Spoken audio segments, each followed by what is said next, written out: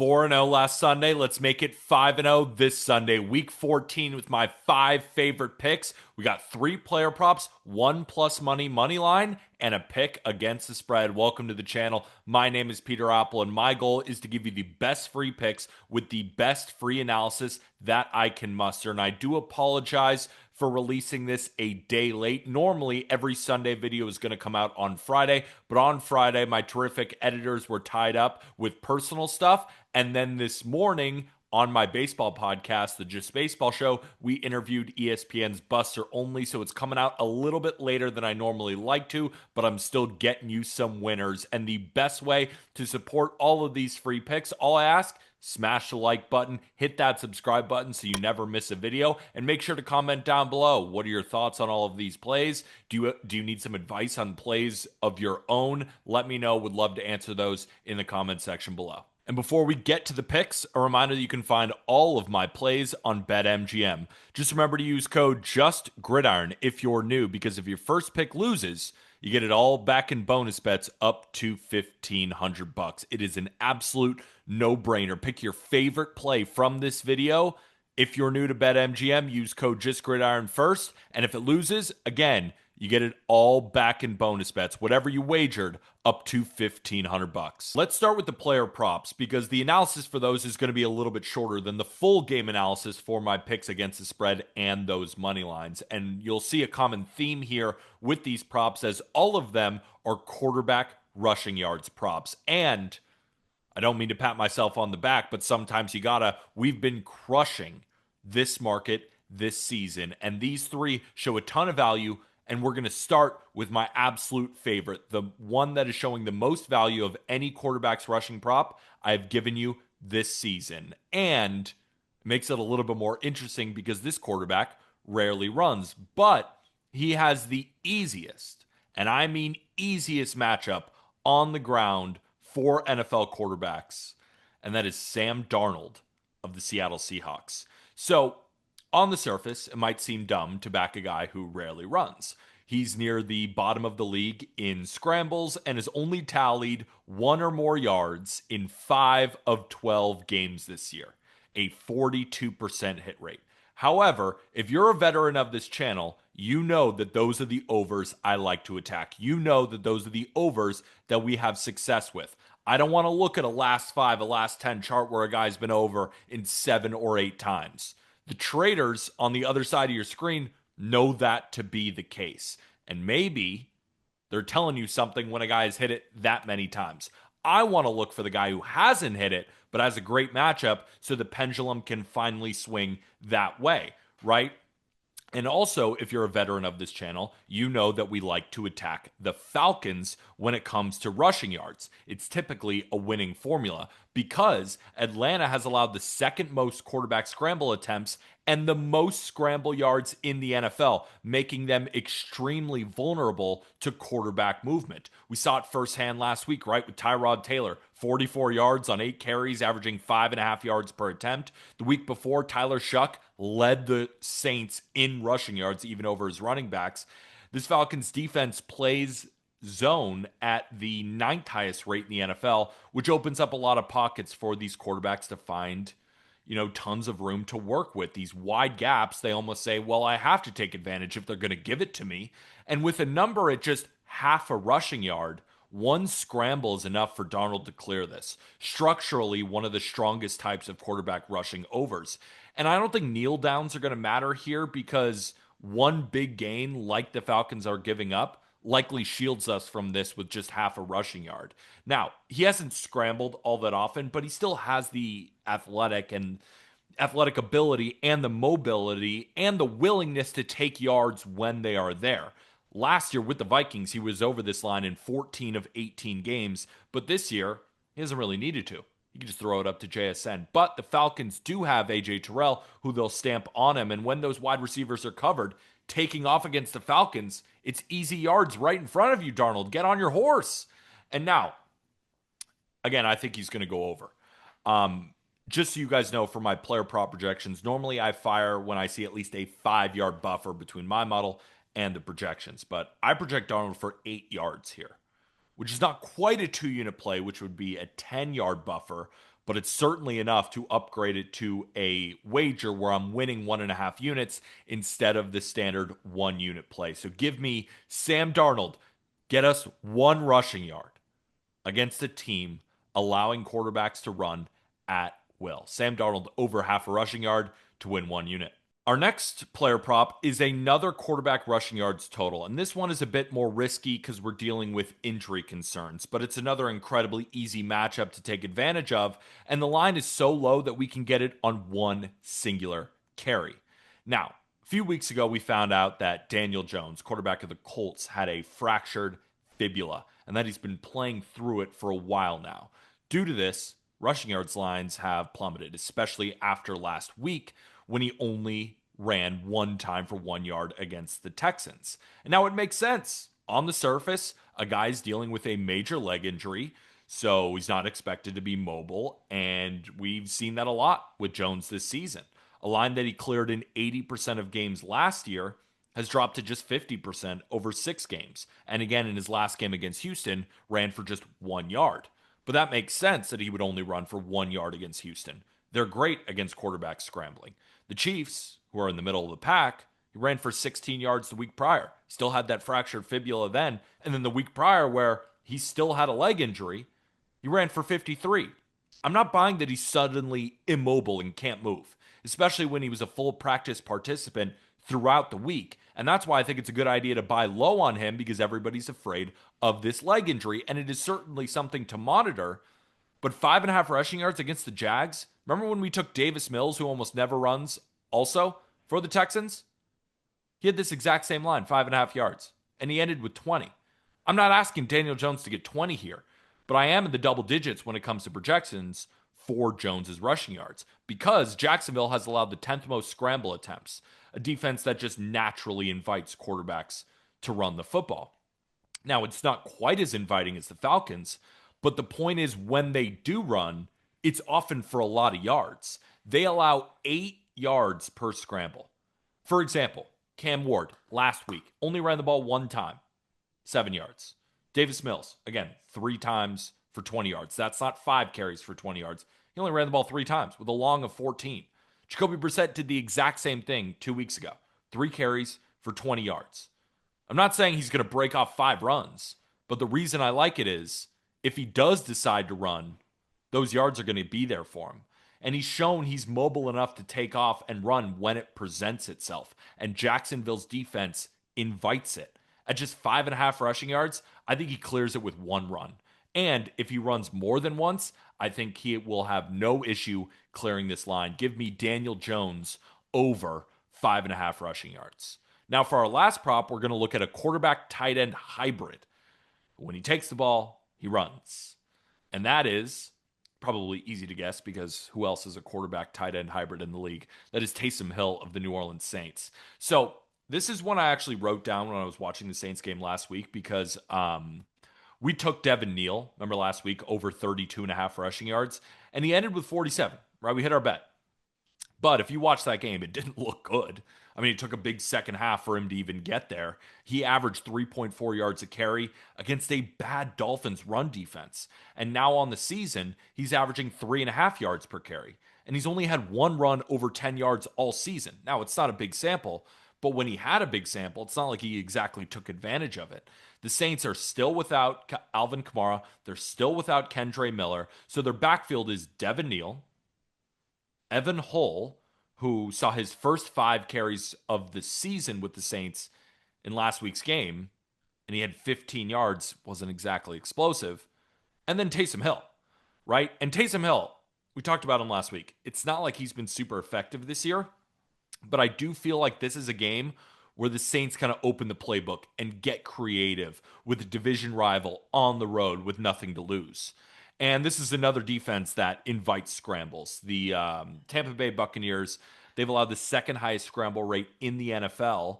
But Taysom Hill, it's not like that matters a lot. Just in case, it is good to see that the Buccaneers do allow scrambles. But Taysom Hill is a player that they're more design runs, right? But when quarterbacks do take off, the Bucs rank 27th in yards allowed to quarterbacks on the ground. So they invite scrambles. But when quarterbacks run on their own accord, They're allowing what is that, fifth most yards to quarterbacks. But let's go even deeper. Let's look at actual quarterback design runs. Tampa Bay ranks 21st in yards per attempt allowed on quarterback design runs, and that represents about 64% of Hill's rushing usage. The Bucks also rank 22nd in success rate, allowed 66.7% against design QB runs. So when they do decide to run, they're often for very efficient gains. Now, you could say, well, why not go with Tyler Shuck, the quarterback of the Saints? Taysom Hill's yards are lower than his, and there are more opportunities for design runs and the occasional scramble that the defense invites. And I also, one other thing, don't be shocked if Taysom Hill finds the end zone against Tampa Bay. In short yardage and goal line situations where Hill is heavily featured, Tampa's poor success rate kind of amplifies his efficiency outlook. I think that we're going to get a healthy dose of Taysom Hill, and I think we only need about 3 or 4 carries for him to get over this. And I wouldn't even be surprised if he gets this all in one run, considering how inefficient Tampa is at stopping these runs. Give me over 10.5 rushing yards for the quarterback tight end hybrid of the Saints, Taysom Hill. All right, now it's time for the money line and the spread picks. But before I do, one last reminder, if you are interested in joining our Discord, it is free up until the end of Sunday night. So if you're listening to this on Sunday, you have until midnight to join, and it is absolutely free for 1 month. So what do you get? Access to my picks as soon as I bet them, so you'll always save on line movement. You get access to my NFL model and a space for us to just sweat out bets together. And if you ever have questions on any bets, feel free to ask. I'm always sweating them out with my guys in the Discord. It's such a fun time. Again, it's just $10 a month typically, but we just had our 1000th episode of the Just Baseball Show. We rarely do sales, but we wanted to celebrate that. So with code JB1000, you can join our Discord for just free. Not just anything. It's totally free for the entirety of the month. We'd love to have you. Of course, nothing changes here on the YouTube channel. It's just something extra if you are interested. And also, if you've been enjoying the pick so far, make sure to hit that like button and hit that big red subscribe button if you are enjoying the picks. But to find the link to join our Discord, again, it's in the episode description. Now, let's talk about Commanders versus the Minnesota Vikings. Interesting game. I didn't have much of a stance on this game when the line opened. The Vikings were -2.5 or 3-point favorites, kind of depending on where you look. And my model makes the Vikings -2 in this matchup, as I expected. Jaden Daniels to return and J.J. McCarthy to return. Now, you guys all know my feelings about J.J. McCarthy. So even when this line went to Vikings -1 or even a pick'em, wasn't totally interested. It started to pique my interest, but I wanted to hold off. However, once the Jaden news became definite, money poured in on Washington, flipping them from an underdog to a favorite on the road. Now, we just bet the Commanders last week, and I think J.J. McCarthy is terrible, but in no way should the Commanders be the favorites in this game. This has to be the bottom of the market for Minnesota. Underdogs at home to the 3-9 Commanders? We bet the Bears +3 against the Vikings just 3 weeks ago. Yes, they've been terrible lately, but have you seen their schedule? We can at least give them, stop with the memes for a second. After they beat the Browns in London, they face the Eagles, the Chargers, the Lions, the Ravens, the Bears, the Packers, and the Seahawks. Give them a little credit here. Yes, they got shut out last week, but I don't like McCarthy. I don't think you do either. I don't think any Vikings fans, well, some of them probably are still McCarthy believers, and I get it, but I think we can all agree he's better than Max Brosmer. Now, why did we bet Commanders last week? We talked about it. It was more of a spot play, right? Coming off the bye. They were on a big losing streak that normally helps teams kind of regroup, while the Broncos are coming in on a big winning streak, and the bye will often halt good momentum. You don't want to hit your bye when you're in the middle of a winning streak. Also, the Commanders, they're an older team, so using the bye week should give them a fighting chance against the Denver Broncos. And what happened? Broncos offense looked great, and the Commanders almost found a way not to cover. And now that old defense coming off an overtime game, JJ McCarthy, I mean, if you don't beat this defense, who ranks number 32, remember, there are 32 teams in the NFL in EPA per dropback, that's their secondary, and 26 in EPA per rush allowed. There's an argument to be made this is the worst secondary in football. And even with a bye week and rest to prepare for Bo Nix, he threw for 321 yards. That was tied for the second most of his career. So, how do the Vikings win this game? Can JJ play at an average level against this defense? He's got his running backs to open up space against a bad run defense and weapons like Jordan Addison and Justin Jefferson to get open against subpar corners and safeties. As long as he can complete wide open throws, the Vikings should move the ball with ease. Now, why did the market rush towards the Commanders when Jaden Daniels was announced? I get it in theory. Jaden is a better quarterback than Marcus Mariota. He's a much bigger name, but both have played the same amount of snaps this season, 251 to be exact. And I don't see why it'd be that much of a downgrade. Mariota ranks 12th in EPA plus completion percentage over expectation, while Daniels ranks 18th. And also, Mariota has a higher success rate this year. I prefer Daniels. I'm not saying that Mariota is just suddenly better because some fancy stats tell us that he is. I'm not saying that. But Mariota or Daniels coming off an elbow injury, is there a 4-point gap? Because that's what the market told us. I disagree. Off that elbow injury, the Vikings still have a good defense. Let's give Brian Flores some credit here. They sit 10th in EPA per dropback and 14th in EPA per rush allowed. And I think when you think Vikings, you immediately think of all the 9 memes lately. I do. But they're still a better all-around team than Washington is. And now we get them at home against a Commanders team on the road, coming off an overtime game. And yes, the Vikings were shut out last week. They looked horrific. But it's a good idea to bet on a team after a shutout. Since 2015, they are 33-17 against the spread. Since 2015, it's a 66% hit rate. So now that the Vikings are underdogs, I've fired on their money line at plus 110. I think that's great value. If JJ can at least look even below average, just be the 23rd ranked quarterback in the NFL this week, I still think they win. Commanders are not a good football team. If he doesn't beat this defense, it might really be over for him. One last chance, JJ. Well, I think it's going to be the other players on the team that actually win him this game, but just complete those easy throws. Come on, 9. Give us one win here. Give me the Vikings money line at plus 110. Now, for our final pick, let's look at quite possibly the worst game on the slate, because that's what we do here.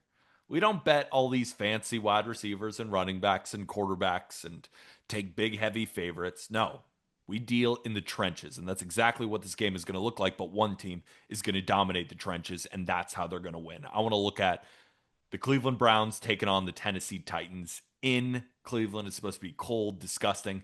What a horrible game. Let's bet on it. So let's get one thing squared away.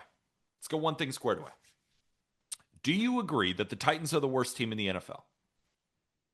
Let's take a second. Do you agree? If you don't, let me try and convince you why they're dead last in my power rankings. Their 1-11 record speaks for itself. I could just stop there, but they also have the worst point differential in the league. They rank second to last on offense in terms of success rate and 20th on defense. Among 32 qualified quarterbacks, Cam Ward ranks 31st in EPA plus completion percentage over expectation and leads the league in sacks taken. If we look at all 42 quarterbacks who have played at least 100 snaps this year, he ranks 40th. It's not all his fault. He's got nobody to throw to. PFF ranked his offensive line 27th, and Tony Pollard has basically done nothing as RB1 all year. I would know. I have him on my fantasy team, and I'm hoping I can make the playoffs. Add in the fact that they have an interim coach that hasn't done pretty much anything for the squad. Now, if you agree with that, you probably also agree that you might show value on the Browns. Now, it kind of depends on your opinion of Cleveland, but at home, I like them. Now, the Browns' offense is still not good with Shador, but nobody can say anything about this defense, which ranks second in success rate this year, just behind the Denver Broncos. And at home, they have leveled up. That's why last week was the first game that they lost against the spread at home. And if you look at that game against the 49ers, the Browns actually put up a 50% success rate on offense.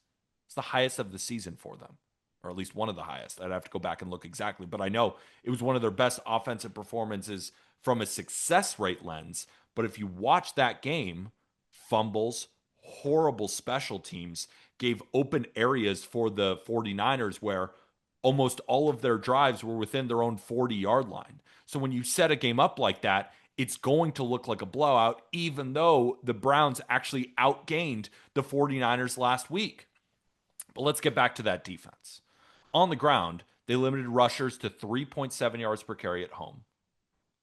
And through the air, they're limiting quarterbacks to 157 passing yards per game with an absurd sack rate of 12.4%. They rank number one in pressure rate, number one in sack rate, regardless of the stadium that they play in. And Myles Garrett has to just be drooling looking at this. I mean, we know how close he is to the sack record, and Cam Ward is the easiest quarterback to sack in the NFL.